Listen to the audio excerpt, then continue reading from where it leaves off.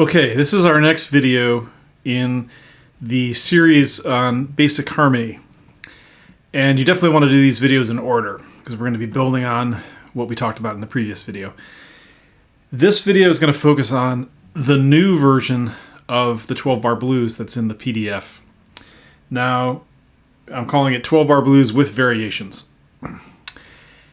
And this is probably the version of the 12-bar blues you're more likely to see than the very, very basic 12-bar blues that we started with.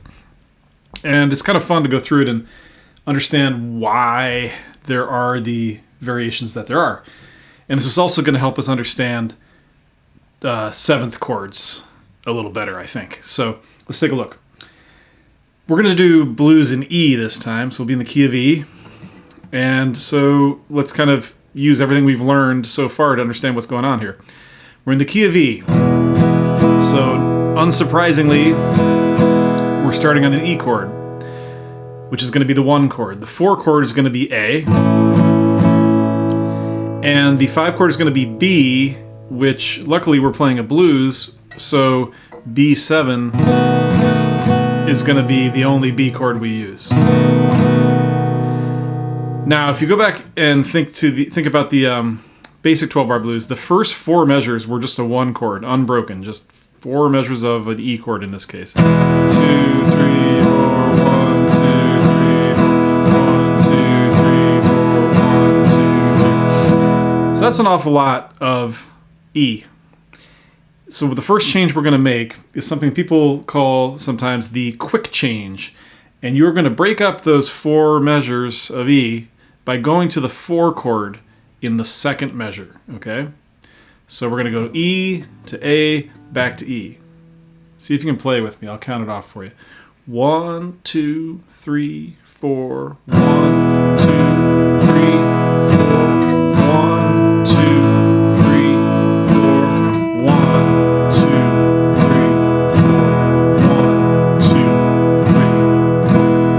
3. Okay. That's the first change. Now, we're going to further break up the monotony of 4 measures of E by going to an E7 chord in the 4th of those 4 measures. Now, notice that the next chord we're going to is an A chord. And if you look at the PDF that's called the Circle of Fifths, it's going to show you that going from E to A is a sequence of going down a 5th. So E is above A 5th above A. We're going down a 5th. So this is a very important point. Even though the chord we would expect to be a 7th chord in this song, B7, is a 7th chord, there are going to be other instances of 7th chords in this song for various reasons. This one is serving the harmonic function of the 7th chord. By going to a 7th chord, an E7, we are signaling that we are going to go down a 5th, and we do. We go to the A chord. Okay? Now, obviously, the listener doesn't necessarily have to intellectually understand that that's what's going on, but that sound is very distinct and very musically sound. So, in other words, E, E7, A. So a chord going to a 7th chord version of itself, going to a chord a 5th below. So that is why we go to an E7 in the 4th measure.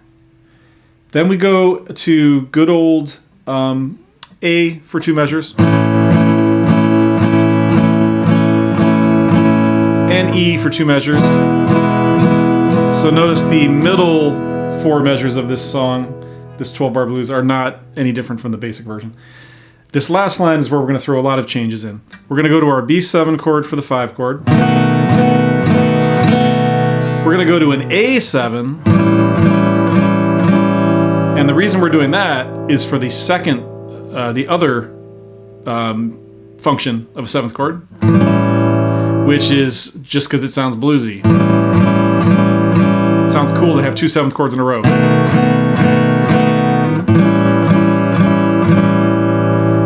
Then we're back to our E chord. But instead of writing out that E chord for the last two measures of the song, we're going to substitute in a B7 for the last measure of the song. And this is important because if you think about it, you're usually not going to just play this progression one time. You're going to play it over and over again throughout the song. So this last two measures is going to blend into the opening measures of the song. If we had 4 measures of E at the beginning and 2 measures of E at the end, that's 6 measures of E without any change, which gets a little monotonous. And crucially, if you have this kind of unbroken stream of E chords, it can be hard to figure out where the song ends. So in other words, if you put a last line...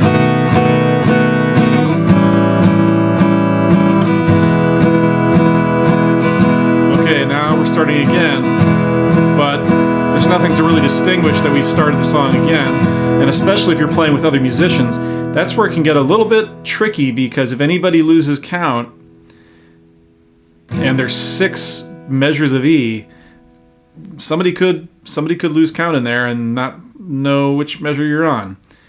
So to avoid that, we try and signal very strongly, okay, we ended one time through the progression, and that's what that B7 is doing at the end. And notice it's creating a really strong chord change, because if the last measure of the song is B7 and E is a fifth below B, then we come out of the end of the song on our B7 and we fall back down very dramatically to the beginning of the song again. Okay? So by making these few changes to the 12-bar blues, we've actually kind of strengthened it and given it a little more interest and kind of punched up places that, needed a little bit more interest. Now, the last 2 measures of a blues, and the last 2 measures of really any piece of music that we're talking about, can be considered something called the turnaround. Specifically in a blues context, it's the last 2 measures. Because of what I was just talking about, wanting to signal that the song is coming to an end, usually something very dramatic is done at the end. The simplest thing would be to go to the 5 chord like we did. But there's any number of sort of elaborate things you can do there. You could break it up into the last 2 measures up into 2 strums of E, 2 strums of A, 2 strums of E, 2 strums of B7, which would be like... I'm sure a lot of these things are going to be pretty familiar to your ear. Then there's a whole school of, or class of turnarounds like this. You've heard things like this. Something like that. This is the spot in the chord progression where you hear those things, the turnaround, the last 2 measures. And as you get more and more into guitar, you can have a really fun time learning more and more blues turnarounds. You can get whole books that are blues turnarounds in E and blues turnarounds in A and so forth.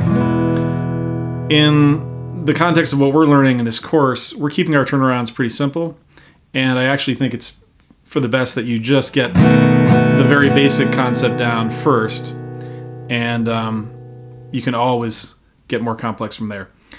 So your homework is the same as it was previously. You want to try practicing this new 12-bar blues in all 5 keys, and that should really give you a chance to practice your 7th chords.